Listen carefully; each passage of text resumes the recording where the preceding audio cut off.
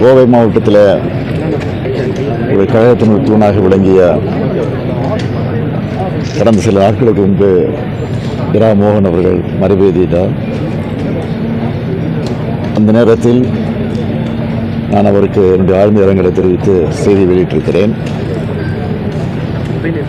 சாதாரண திராவிட முன்னேற்ற கழகத்தில் ஒரு நகர கழக செயலாளராக இருந்து சட்டமன்ற உறுப்பினராக நாடாளுமன்ற உறுப்பினராக இருந்து பணியாற்றி கழகத்திற்கு பெருமை சேர்த்தவர்.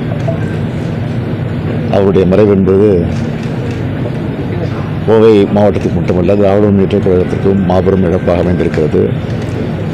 எனவே அவரை இழந்த பாடி துயரத்தில் இருக்கக்கூடிய அவருடைய குடும்பத்தை சந்தித்து ஆறுதல் சொல்வதற்காக நான் வந்தேன். ஆறுதல் சொல்லிவிட்டு வந்திருக்கிறேன். மீண்டும் அவர் இழந்து வாழக்கூடிய குடும்பத்தாருக்கும்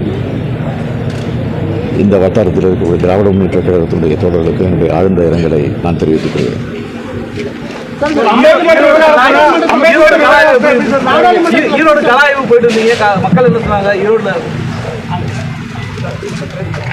ஈரோடில் நேற்று தினம் கலாய்வு நடத்தினேன்.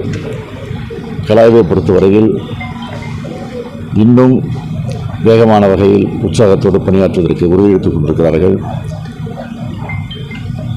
வரக்கூடிய 2026 நாடாளுமன்ற சட்டமன்ற தேர்தலில் 200 என்ற இலக்கை நாங்கள் வைத்திருக்கிறோம். ஆனால் ஈரோட்டினுடைய கலாய்வில் நான் உணர்ந்த உணர்வு என்னென்று கேட்டால் 200 தாண்டி வருமோ என்ற எண்ணம் எனக்கு ஏற்பட்டிருக்கு. வழக்கு பதிவு பண்ணியிருக்காங்க ராகுல் காந்தி மேல, அதை பற்றி சொல்லுங்க. என்னங்க? ராகுல் காந்தி மேல இந்த நாடாளுமன்றத்தில் கூச்சல் பரப்பணும், அதை சட்டப்படியாக சந்திப்பார். சார், இடைத்தேர்தல் இடைத்தேர்தல் திமுக வசமாகுமா சார்? திமுக வசமாகதில்லை, திமுக கூட்டணி வசமாகும். கூட்டணிக்கு அப்படின்னா ஈரோடு அந்த இடைத்தேர்தல் வந்து கூட்டணிக்கு ஏற்கனவே இந்தியா கூட்டணியில் திமுக அங்கே வைக்கிறது. எனவே இந்தியா கூட்டணியுடைய வசமாகும். மீண்டும் காங்கிரஸ் வாய்ப்பா சார்? மீண்டும் அது முறையாக அவருடன் கலந்து பேசி முடிவெடுத்து அறிவிப்போம்.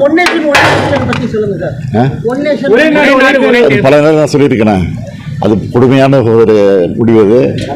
அது ஜனநாயகத்தை படுகொலைக்கு தள்ளக்கூடிய நிலையில் அந்த ஒரு நாள் ஒரே நாடு ஒரே தேர்தல் என்பது ஒரே நாள் ஒரே தேர்தல் என்பது நிச்சயமாக அது ஒரு ஜனநாயகத்தை படுகொலைக்கு தள்ளக்கூடிய மோசமான செயலாகும்.